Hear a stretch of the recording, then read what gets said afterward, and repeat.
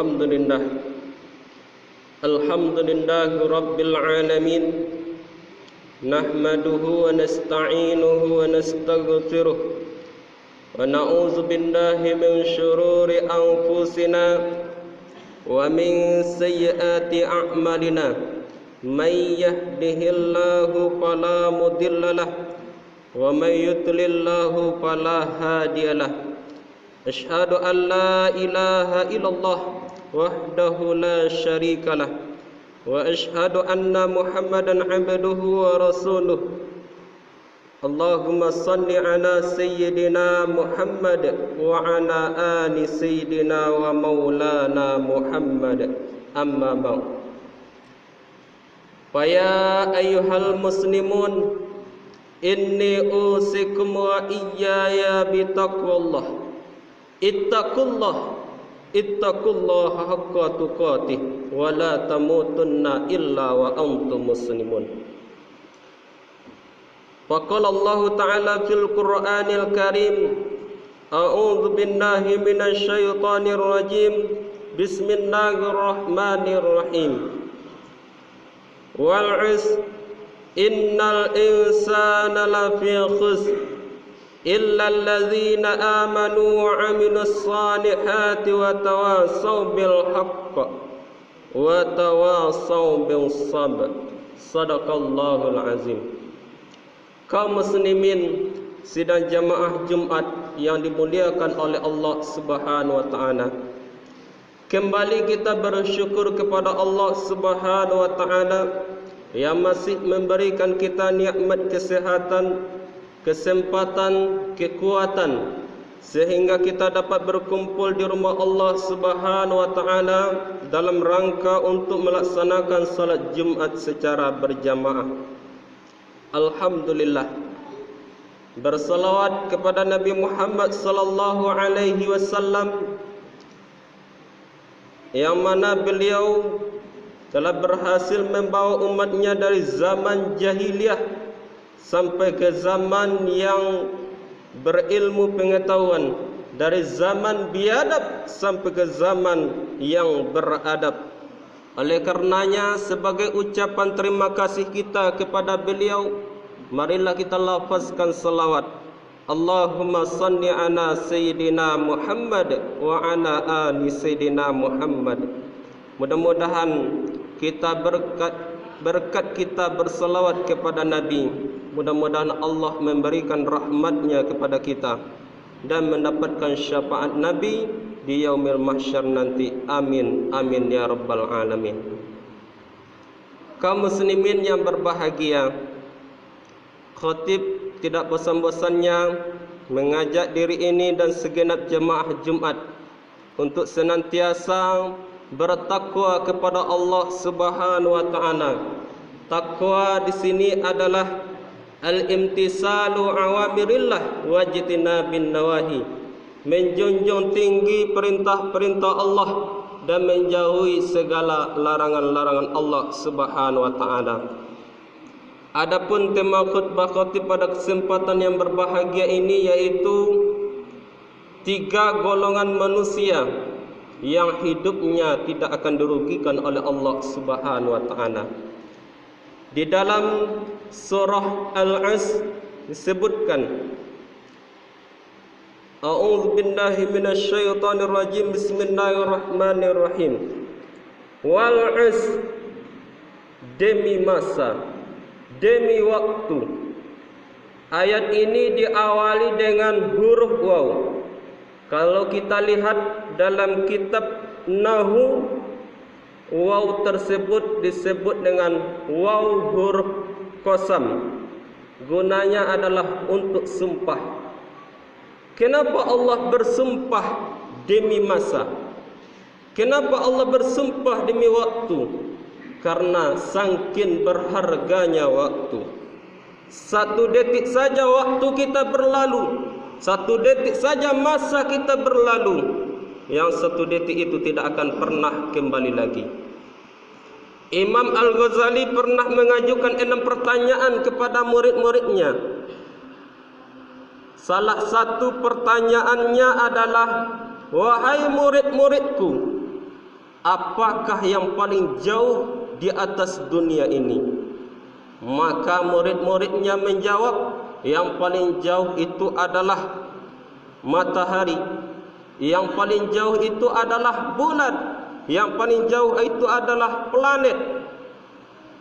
Apa jawaban Imam Al-Ghazali? Seluruhnya betul. Yang aku maksud di sini ialah yang paling jauh itu adalah waktu. Kenapa? 1 detik, 1 jam, 1 hari waktu kita berlalu.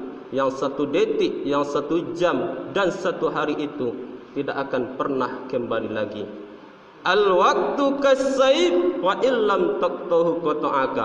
Waktu itu laksana pedang. Kalau kita tidak pandai mempergunakannya, maka pedang itu sendiri yang akan membinasakan kita. Oleh karena itu kaum muslimin, pergunakan waktu kita sebaik-baik mungkin untuk beribadah kepada Allah Subhanahu wa taala. Di ayat yang kedua, innal insana lafi khusrin. Sesungguhnya kehidupan manusia itu berada dalam kerugian.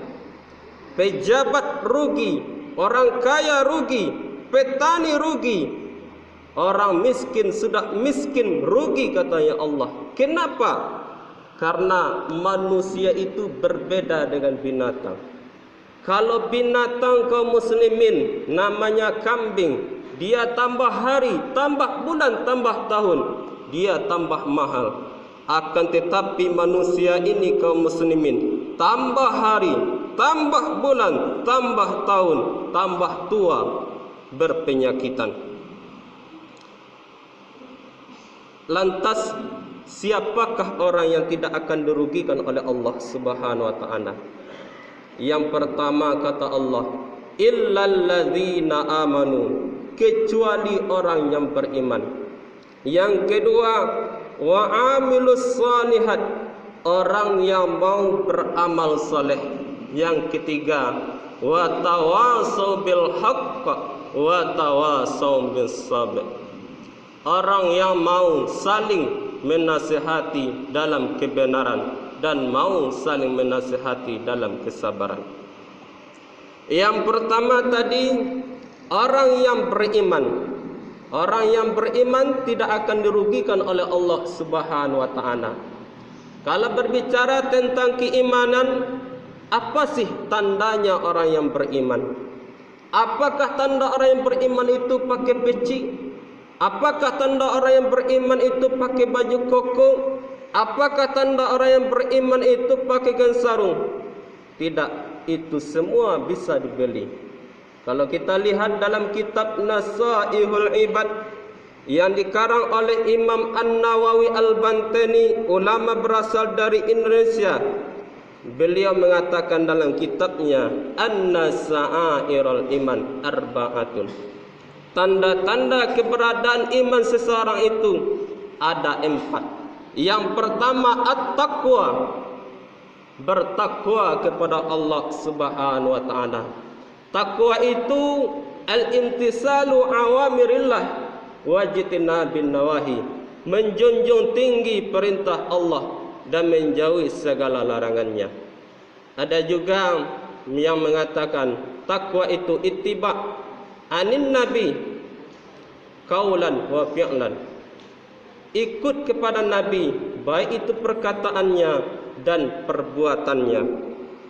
Jadi kaum muslimin, kalau ada di antara kita salatnya rajin, puasanya rajin, sedekahnya rajin, itu bisa dikatakan dia sudah beriman kepada Allah. Kenapa? Karena dia sedang menjalankan perintah Allah Subhanahu wa taala. Yang kedua, al-haya'u, punya malu. Tanda orang yang beriman itu punya malu. Kalau dia sendirian, yakinlah ada Allah yang nomor 2-nya. Kalau dia berbuat maksiat berdua, yakinlah ada Allah yang nomor 3-nya. Dimanapun kita berada, Allah Subhanahu wa ta'ala selalu melihat kita. Bahkan Raqib dan Atid selalu mengawasi kita, mencatat amal kebaikan dan keburukan. Al-haya'u, punya malu. Yang ketiga, asyukuru. Tanda orang yang beriman itu bersyukur kepada Allah Subhanahu wa taala. Kata Nabi, kalau kita ingin mensyukuri nikmat Allah Subhanahu wa taala, lihatlah dengan yang ada di bawah kita. Insya-Allah timbul rasa syukur kita. Seandainya kita punya mobil, kita ucapkan alhamdulillah. Daripada teman saya cuma punya Honda. Yang punya Honda mengatakan alhamdulillah saya punya Honda. Daripada teman saya cuma punya sepeda. Yang punya sepeda mengucapkan alhamdulillah saya punya sepeda. Daripada teman saya cuma jalan kaki. Yang jalan kaki mengatakan alhamdulillah saya bisa berjalan kaki. Daripada teman saya lumpuh, stroke, tidak bisa berjalan. Kalau kita bandingkan urusan dunia dengan yang ada di bawah kita, insya-Allah timbul rasa syukur kita kepada Allah Subhanahu wa taala. Yang keempat, tanda orang yang beriman itu as-sabru, sabar.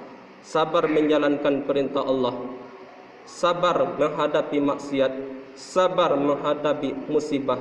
Ada 3 sabar.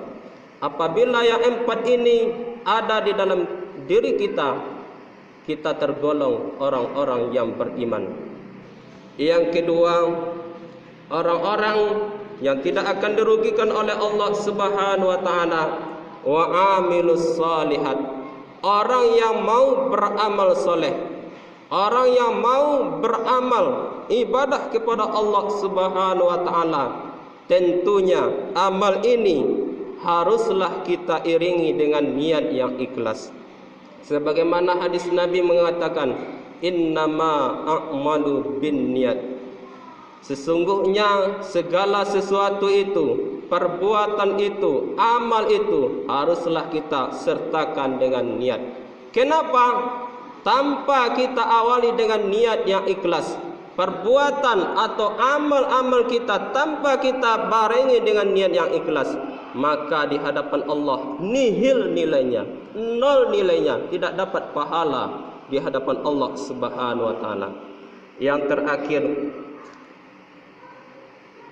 orang-orang yang tidak akan dirugikan oleh Allah, wa tawasau bil haqq wa tawasau bis sabr. Orang yang mau saling nasihati dalam kebenaran dan kesabaran. Kenapa kita perlu sekali, penting sekali kita saling menasihati? Karena satu orang yang berbuat maksiat, ketika Allah berikan bencana, apakah dia sendiri yang kena? Tidak. Ibarat seseorang itu berlayar di tengah lautan, lalu ada orang yang membocori kapal tersebut. Satu orang yang di kapal itu banyak orangnya, ada satu orang yang membocori. Apakah yang tenggelam itu cuma dia sendiri yang tukang bocor itu? Tidak, akan tetapi seluruhnya. Begitulah kenapa kita perlu saling nasihati dalam kebenaran dan kesabaran. Kalau ada tetangga kita, kemenakan kita, keluarga kita, atau orang yang tidak kita kenal berbuat kemaksiatan, marilah kita cegah, marilah kita saling menasihati. Inilah 3 golongan manusia yang tidak akan dirugikan oleh Allah Subhanahu wa taala. Yang pertama, beriman kepada Allah. Yang kedua, mau beramal soleh. Yang ketiga, saling menasihati dalam kebenaran dan kesabaran. Apabila yang 3 ini ada di dalam diri kita, insya-Allah kita ini tambah hari, tambah bulan, tambah tahun, kita mendapatkan pahala dari Allah Subhanahu wa taala, dan di akhirat nanti kita ditempatkan oleh Allah di dalam surganya. Mungkin itu saja khutbah khatib pada kesempatan yang berbahagia ini. Mudah-mudahan di khutbah yang singkat ini ada manfaatnya bagi kita semua. Fa'tabiru ya ulil absar la'allakum turhamun.